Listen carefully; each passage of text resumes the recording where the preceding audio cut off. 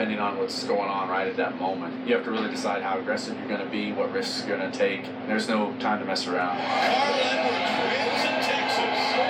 Guys, we're going to Homestead. Yeah, there's definitely some Hail Mary type moments in our sport for sure.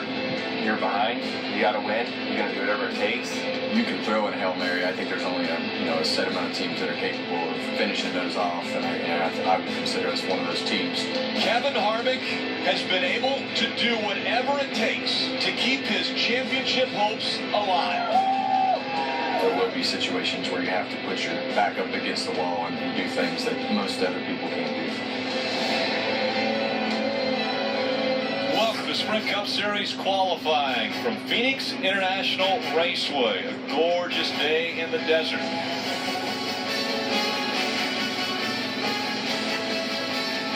Only one practice earlier today, and I want to take a look at where the Chasers fared. It was Joey Logano of the 8 that was quickest, and Denny Hamlin was 4th in that session. Surprisingly, Kevin Harvick was down in 15th, and Kyle Busch 19th when the practice was over. Again, you see the points that separate 4 drivers, 3 points separating 4 drivers for those final 2 spots, and then the guys behind them almost in a must-win situation if they want to also advance. And one of the things that we'll notice from this shot, this is looking from turn number 1 back down pit road and back down the front stretch.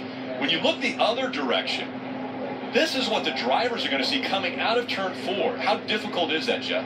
Yeah, it's very difficult. It's not difficult leaving turn 4. The difficulty is getting into turn 1. The sun just shines on the racetrack. This is the oddest thing to explain. It shines on the racetrack and everything looks the same. Now you can no longer see your marks. You can no longer see the white line that's on the bottom of the racetrack in turn 1. So it's hard to get your car lined up. And then you go into the sun and then boom, you pop into the shade and now you have all this racetrack that you see. So it's very easy to overdrive turn 1, miss your marks in turn 1, simply because you cannot see it. Well, and it's been explained to me that, it's just kind of like walking into a dark room and turning the lights on, or vice versa. It takes a while for your eyes to dilate. So look at this right here. This is on board with Kevin Harvick. Where are you going? Where do you lift? How do you get to go? Right there. That's what you're looking for.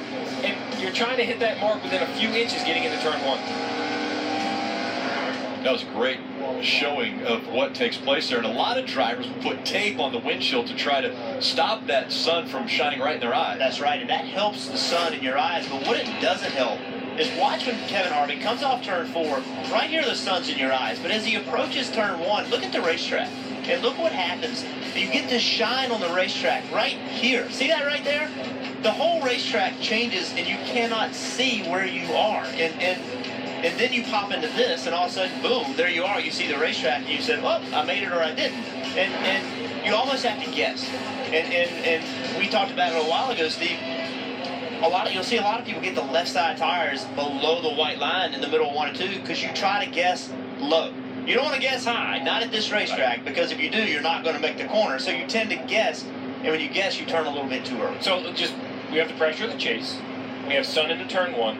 We have an asymmetric racetrack. And oh, by the way, with this asphalt and this tire combination, we expect the speeds to continue to go up each round. This is basically what happened in March. Kurt Busch was fastest at a 26.17, 137.5 miles an hour. Look at Kyle Busch. By the time round 3 came around, 138.3 miles an hour, a 26-second flat lap.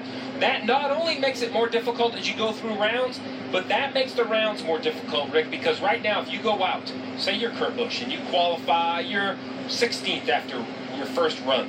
You're feeling good, Jeff. Oh, man, I got 8 cars to the cushion. I should be fine. But then cars start to rerun on tires, and they continue to go faster. The closing seconds, closing minutes of each of these rounds is going to be very interesting because that cut line is going to move and move very quickly. And again, this qualifying session will take a little bit over an hour. Sunset scheduled for less than an hour from now, so it will definitely be an issue. Baby.